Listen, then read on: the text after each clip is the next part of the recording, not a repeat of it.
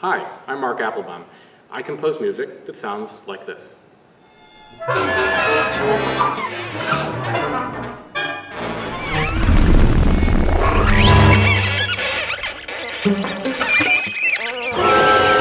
Yeah, I'm also a professor of music at Stanford University.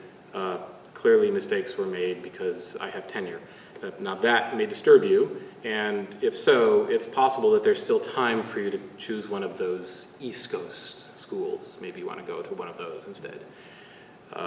If this in any way freaks you out, what I'll do is I'll pause for a moment and let those of you leave the room who need to leave, okay?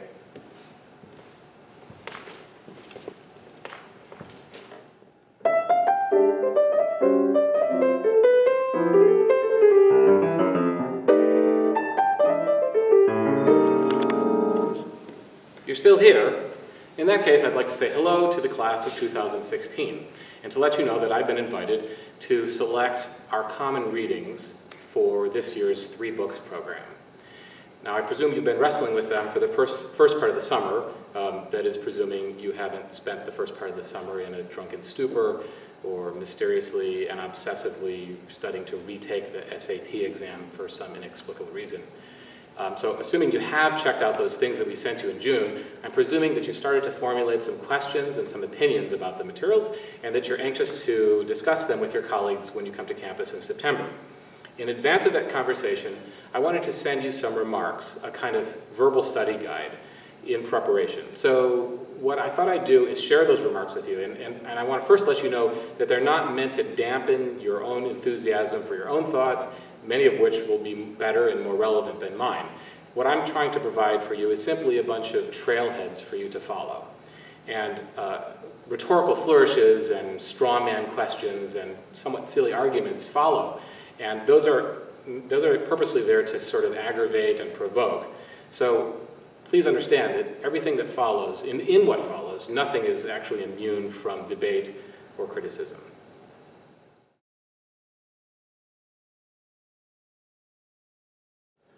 For the first time, Stanford's 3 books includes forms beyond the book. A documentary film presented on DVD with attention to a special features epilogue, a suite of smartphone applications described on a website with links to articles and YouTube videos, and delivered on iPhones in the fall as usable tools, as well as a book. It is hoped that the diversity of format encourages students to think about how ideas are expressed differently by the written word, in filmic presentation, through music, or using contemporary social media. The 2012-2013 year at Stanford highlights the arts. It marks the opening of the $112 million Bing Concert Hall, an occasion that prompts us not to complacently celebrate the arts on campus as we know them, but to ask broader questions about where art is made, what art is important, and who gets to decide. The 3 books, or rather texts, were selected because they serve as an undercurrent to a larger, enduring question that must be taken up by every responsible college student. Why does a liberal education's components, its disciplines, subjects, topics, curricula, its assignments, projects, course formats, its assumptions, questions, goals, and values, why are these things organized the way that they are? Why are things included or excluded? And how can the student meaningfully engage in the discourse and its evolution?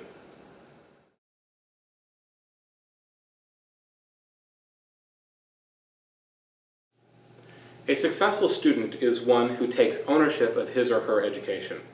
This student understands that any curricular infrastructure is a mere starting point and, considered from one perspective, an arbitrary one, from which a lifetime of learning, exploration, experimentation, investigation, useful failure, and creative thought are undertaken, and from which curiosity, imagination, obsession, and ample but harmonized self-confidence and self-criticism are engendered, all in service of increasing one's own intellectual creative agency, that of one's fellow colleagues, and that of those who enjoy less privilege.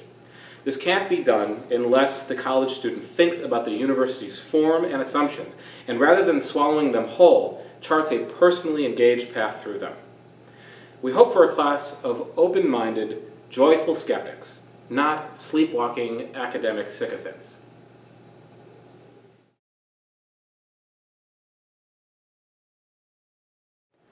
Does heavy metal belong in the curriculum of our august educational institution? If so, does it deserve a place in our dignified new concert hall? Chuck Klosterman's book, Fargo Rock City, A Heavy Metal Odyssey in Rural North Dakota, is a loving tribute to a genre whose traditional setting is less prestigious, the garage or the dive bar.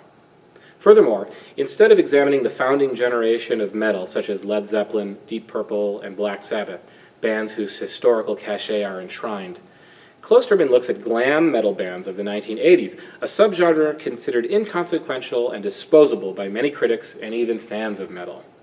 But 1980s heavy metal was hardly marginal. In 1989, for example, 40% of all sound recordings sold in the United States were heavy metal. Does its mass consumption by the public automatically make it worthy of our consideration in the Academy? Or is its very popularity the thing that obviates it from study? That is it too self-evident to be taught? What qualities must art possess to demand our attention? Must the art be good? Oh yeah, whose idea of good? Klosterman's treatment is both anthropological and personal, a social autobiography that tells us a great deal about adolescence and life in rural America. But is his small-town North Dakota perspective too marginal to warrant our attention at Stanford? Should we prioritize Californian culture instead? After all, California is the most populated state, and being local, it represents Stanford's native, that is, non-foreign culture. Or we could prioritize the culture of New York City. After all, New York has the world's greatest everything, so it must hold the most authoritative point of view. Or maybe a European perspective would be best, since all of our ideas, and even our people, come from Europe, right? And those British people have such smart-sounding accents, they must be right about serious things like culture. My sarcastic questions are conversation prompts, pokes or jabs, really, that aspire to get students to uncover their values and prejudices, to appreciate the gap between their experiences and those of others. They also aim to floodlight our ignorance and blind spots, much in the sense of the adage, you don't know what you like what you know. Our new concert hall is the product of the finest architects and world-class acousticians. It will be an elite edifice. Is it only for elite, experienced, and highly prestigious musicians? If that is the case, and presuming that seniors have more experience, then maybe freshmen should be barred from performing there. Or perhaps students shouldn't perform there at all because professionals are better. And since being professional implies earning money, then maybe we should only allow the most expensive concerts. A sign of our success will be the elimination of free concerts or student price tickets. Our goal will be to produce a full house of only wealthy patrons. But what about Metallica? They are a professional ensemble, draw large audiences, and command hefty ticket prices. Or is the entire heavy metal genre prohibited from our highbrow hall? Do we object to the genre's decibels, which, by the way, are equaled in moments of symphonic music? Or is it the hair? Or is the point of barring heavy metal to protect it, not us? That is, are we worried that we will emasculate heavy metal's countercultural meaning by bestowing academic institutional acceptance upon it? Let us remember the joke made by university administrators and teachers. If only we could get rid of the students, this place would run much more smoothly.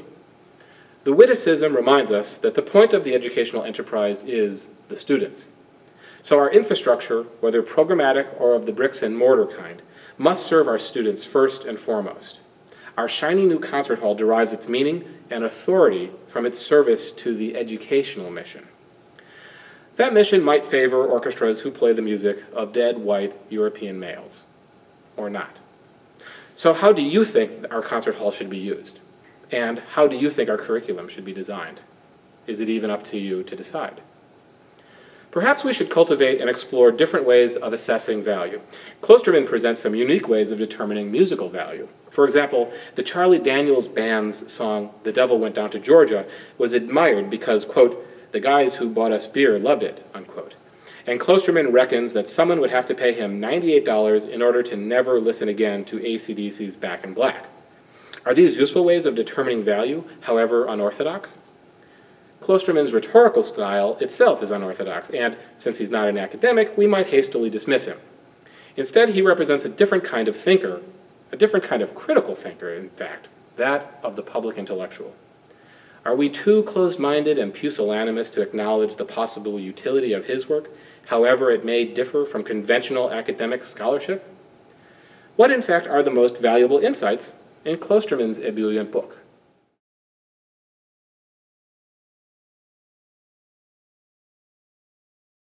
Heavy metal is a marginal part of the university curriculum. Also underrepresented on campus is a demographic group, kids. The college atmosphere is optimized for the emergence of adulthood, a place for serious things, for performance, not play. So children are not invited to the university. Since the Industrial Revolution, we protect childhood as a special state, one without the expectation of greatness, or even of achievement, and certainly detached from labor. But is it inconceivable that children might contribute something good, or even superior to the university, something that we might value highly? Conversely, can children teach adults something about the value of childhood creativity? Might the rehabilitation of play be a state to which we ought to return? Marla Olmsted's story exposes a tangle of problems. As Maya Feynman asks, quote, "If a child can make great abstract paintings, does this mean that modern art is itself a hoax, a high-culture con game?" Unquote. How do you defend abstract art? If someone likes it, is it art? And can it be art if you don't like it? Other questions abound. To what extent should we value novelty in art? Is it okay if the novelty is in the artist's biography, not in the work itself? Michael Kimmelman, in his deft special features comments on art, points out that the exchange value of an artwork may be exterior to its physical medium. The consumer experiences the story behind the making of the art as more significant than the art object itself. Does that strike you as problematic? Is the phrase, "the work of art," a noun, like an artifact, or a verb, as in the work of making art? These are vexing problems for artists, for art critics, art historians, and art investors. But the problems extend more generally to adults. What does it mean when a child's work is valued more than an adult's? Can anyone be an artist, or do you need special training? Can you accomplish your professional goals without a Stanford pedigree? Marla also highlights a dilemma for Stanford students who are known for their promise and ambition. Were you a wunderkind whose childhood was distinguished by a special skill or aptitude? Do you expect to continue to be a wunderkind? Do others expect that of you? Does the idea of the gifted individual or child prodigy whose talent represents a chance trait or unearned genetic inheritance, does it undermine the idea of hard work, discipline, striving, and refining? According to legend, Robert Johnson's extraordinary prowess as a blues guitarist was the result of making a deal with the devil. In exchange for his eternal soul, the devil made him the greatest blues guitarist. But such stories, while entertaining, have a problematic subtext that we, who would never associate with evil, are excused from trying through conventional means, like arduous practice, to become excellent. Similarly, if you are not a gifted child prodigy in a particular enterprise, should you give up on pursuing excellence as an adult? If not through communion with the devil, perhaps you got into Stanford by virtue of some other kind of help along the way. Did you have stage parents? To what extent can you attribute your childhood achievements to adult collaborators, whether parents, teachers, or mentors? That is, are all of your accomplishments all your own?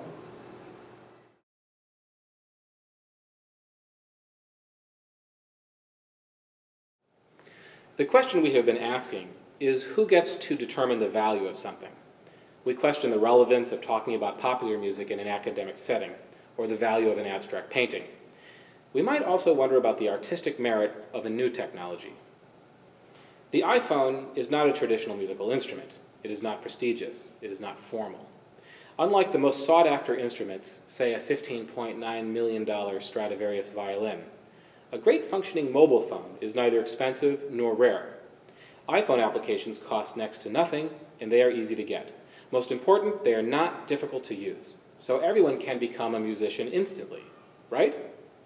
Or is the iPhone actually a pricey status symbol that not everyone can own, not entirely unlike a fine violin? On the one hand, easy access is not what our music conservatories want. They conserve a tradition, as well as the corresponding hierarchy of specialists possessing esoteric skill sets. On the other hand, widespread access to these mobile phone applications means that the modes of production have been granted to the masses, that everyone can compose and play music. Is this a good thing? To what extent is elitism in art worth preserving? Is participation most important? What historical events can you think of in which simple or common tools were used to create something sophisticated, refined, or useful? What about the reverse? What great artworks required extraordinary and precious resources, time, money, labor, or tools, to create? Ge Wang's iPhone applications are exoteric. They have been used by millions. But are they musical instruments? If so, are they good musical instruments? And do you think that your opinion of them will change between your first summer encounter with their introductory website documentation and your experience actually making music with them on the campus in the fall? Wang's applications allow users to hear one another's work instantly and globally. Is social networking the best way to share musical expressions today? Or is it time to present these mobile phone instruments on the exalted stage of the new Stanford Concert Hall? Given the limited number of free hours in the hall, is it okay if MoPho, the Stanford Mobile Phone Orchestra, displaces the Stanford Symphony Orchestra? Is the reverse okay? Is the violin mightier, or more important, than the mobile phone? Is the violin mightier than the electric guitar? Is the professional violinist mightier than the child prodigy? And who gets to decide? Wang's company, Smule, is a Silicon Valley enterprise. It was co-founded by Wang's graduate student, Jeff Smith. Like Google, Smule can be traced back to Stanford's intellectual environment and the entrepreneurial creativity of its students and faculty. You are not just any student. You are a Stanford student. Do Stanford accomplishments like Smule and Google encourage you to strive for success? Does having impressive Stanford role models give you a sense of entitlement to success or an expectation of success? Conversely, there are many alumni, stories not so often told, who accomplished mediocrity, anonymity, and obscurity. Even if you were happy, would these be acceptable outcomes of your Stanford education?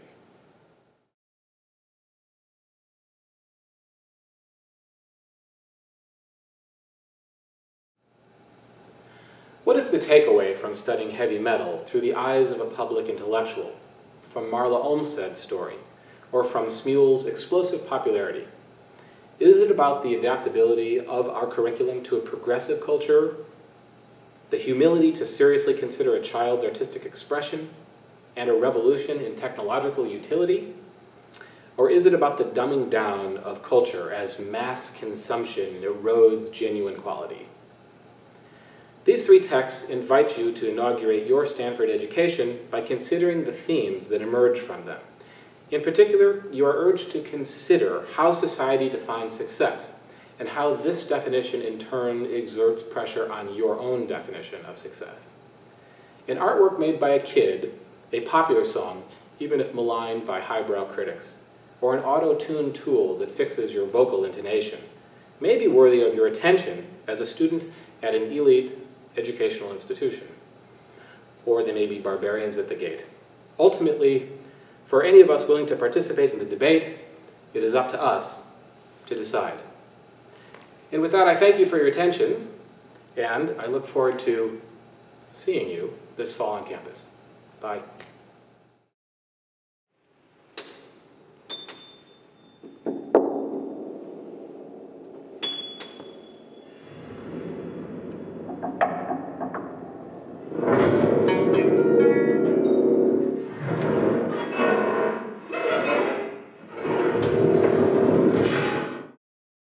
On Friday afternoon of new student orientation, time is scheduled for a dorm-based group activity involving the smartphone applications. Small groups of housemates will check out a device that is preloaded with the apps, and groups will then have a project to complete together on that shared device. Groups will complete this task during this time on Friday, but they can continue to use the devices on Saturday and Sunday prior to the 3 books program on Sunday afternoon.